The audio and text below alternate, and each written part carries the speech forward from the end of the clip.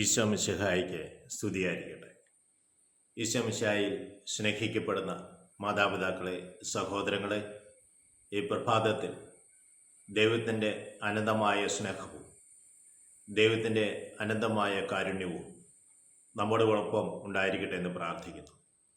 നമ്മുടെ കൂടെ വസിക്കുന്ന ദൈവത്തിന് ഹൃദയം നിറഞ്ഞ നന്ദി പറഞ്ഞുകൊണ്ട് പ്രഭാത ശുശ്രൂഷയിലേക്ക് നമുക്ക് പ്രവേശിക്കാം. സ്നേഹനാഥന ഈശോയെ, അവിടുത്തെ ആത്മാവിൻ്റെ വരങ്ങളെക്കുറിച്ച് ഞങ്ങൾ ശ്രവിച്ചുകൊണ്ടിരിക്കുകയാണ്. അറിവിൻ്റെ വചനത്തെക്കുറിച്ചാണ് നമ്മൾ കണ്ടുകൊണ്ടിരുന്നത്. അറിവിൻ്റെ വചനം ദൈവത്തിൻ്റെ ആത്മാവിൻ്റെ പ്രവർത്തന ഫലമാണ് നമുക്ക് ലഭിക്കുന്നത്. സ്വരത്തെക്കുറിച്ച് നമ്മൾ ഇന്നലെ കേട്ടു. നമ്മൾ ഇന്ന് കാണുക സ്വപ്നത്തെക്കുറിച്ചാണ്.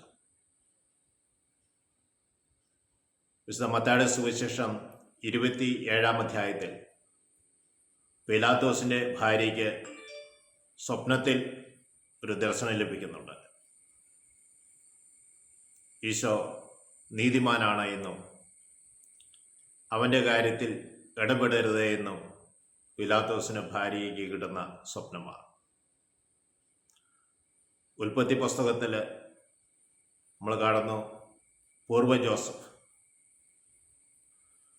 ജോസഫ് ഒരു സ്വപ്നം ലഭിക്കുന്നു.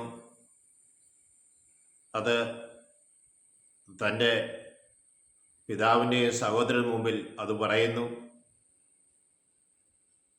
അത് സഹോദരന്മാർ ജോസഫിന് മേൽ അസൂയ ഉണർത്തുന്നു. ഇതെല്ലാം നമ്മൾ കാണുന്നുണ്ട്. വീണ്ടും ഫറവോയ്ക്ക് ഒരു സ്വപ്നം ലഭിക്കുന്നു. അത് ജോസഫ് അത് വ്യാഖ്യാനിച്ചു കൊടുക്കുന്നു.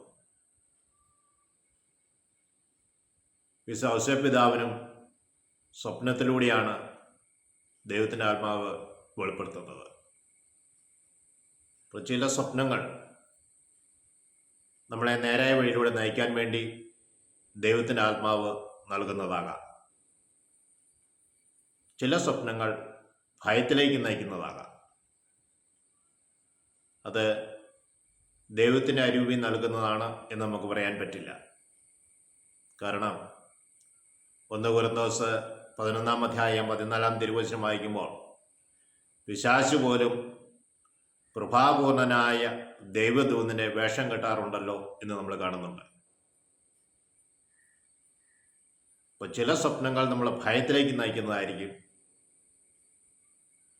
ഒരുപക്ഷെ ആ ഭയം നൽകുന്നുണ്ടെങ്കിലും അത് അനുദപിച്ച് ദൈവസന്നിധിയിൽ എത്തിക്കഴിയുമ്പോൾ നമുക്കത് അനുഗ്രഹമായി മാറാറുണ്ട്.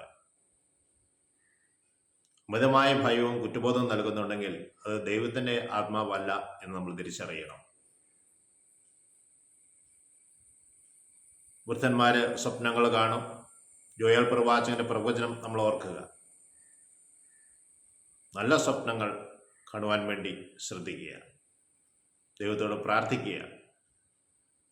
മറ്റൊന്ന് നമ്മൾ കാണുന്നത് പ്രകൃതിയെക്കുറിച്ചാണ്. ഒരാളുമായി ഒരു വ്യക്തിയുമായി ആത്മീയമായി പങ്കുവെക്കൽ നടക്കുമ്പോൾ നമ്മൾ ചില പ്രകൃതിയിലുള്ള ചില കാര്യങ്ങൾ കാണുന്നു. ഒന്നെങ്കിൽ ഇടതൂർന്ന് നിൽക്കുന്ന വൃക്ഷം, അല്ലെങ്കിൽ കുറ്റിച്ചെടികൾ, ധാരാളം ജലം ഒഴുകി പോകുന്നത്, നദിയിലൂടെ ജലം ഒഴുകി പോകുന്നത്, നല്ല കാറ്റ്, കൊടുങ്കാറ്റ്, മന്ദമരുതൻ, വലിയ ഭൂകമ്പം, ഇതൊക്കെ നമ്മൾ ശ്രദ്ധിക്കപ്പെടാം. അല്ല, ബൈബിളുമായി നമ്മൾ ഒത്തു നോക്കണം.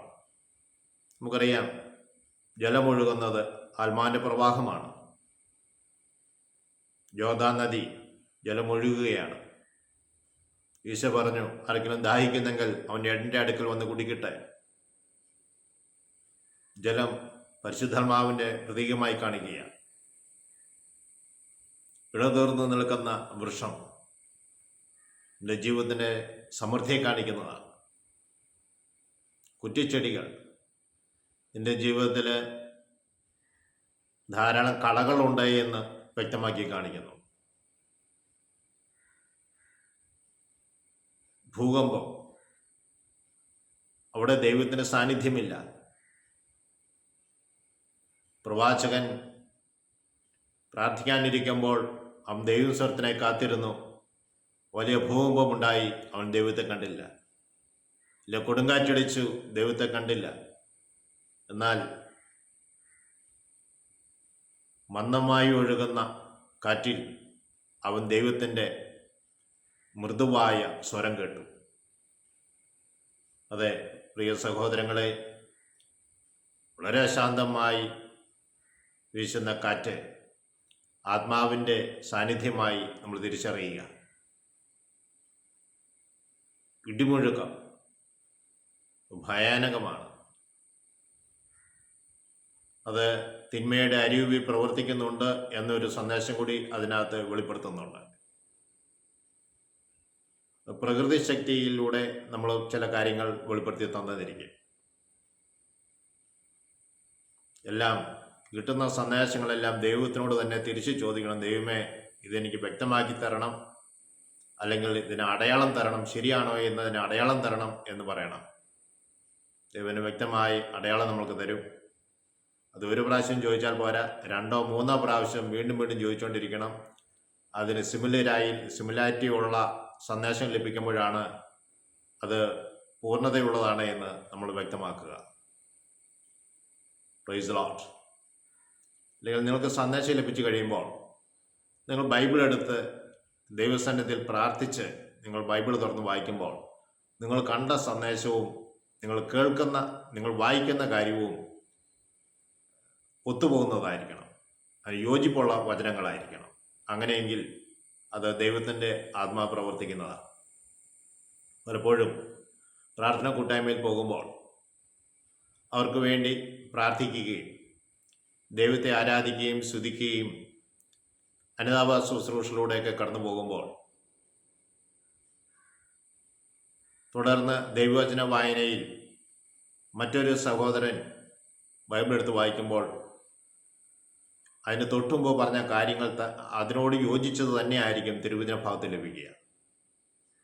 അതിൻ്റെ അർത്ഥം ദൈവം നമ്മുടെ കൂടെയുണ്ട്, ദൈവം നമ്മുടെ മധ്യേ ഉണ്ട് എന്നുള്ളതാണ്. ഹല്ലേലൂയ.